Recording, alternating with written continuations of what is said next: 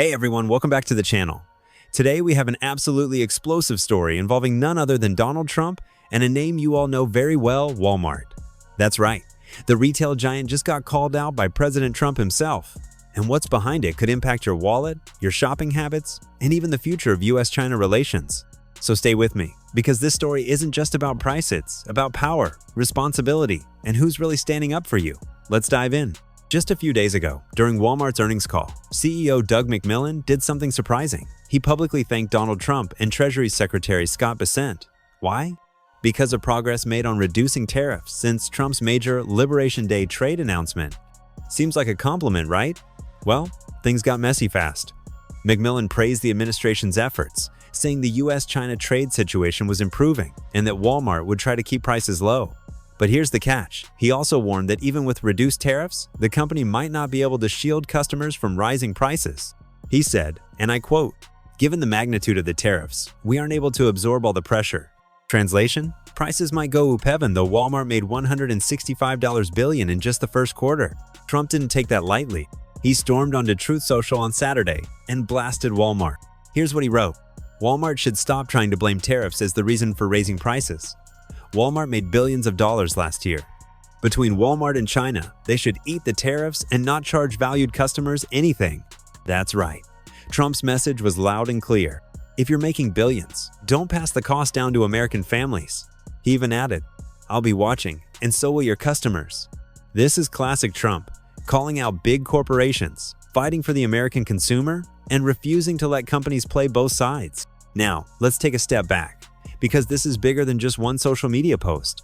Trump has made it his mission to defend working-class Americans. He believes massive corporations should stop whining about narrow profit margins when they're reporting record-breaking revenues.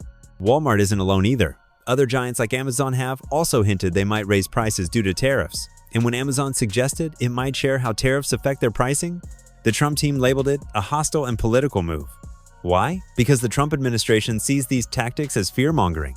Scare people into thinking tariffs hurt them, instead of showing how tariffs protect American workers and industries. And you know what? That message resonates. Because millions of Americans are tired of corporations profiting, while the average family struggles to afford groceries, gas, and housing. Let's be honest, most of us watching this video, we're not billionaires. We shop at Walmart because we're trying to stretch every dollar. We choose lower prices because our budgets don't have room for surprises. And when a company that made over $600 billion last year tells us they just can't keep prices low anymore, it doesn't sit right. We feel that frustration. We live that struggle.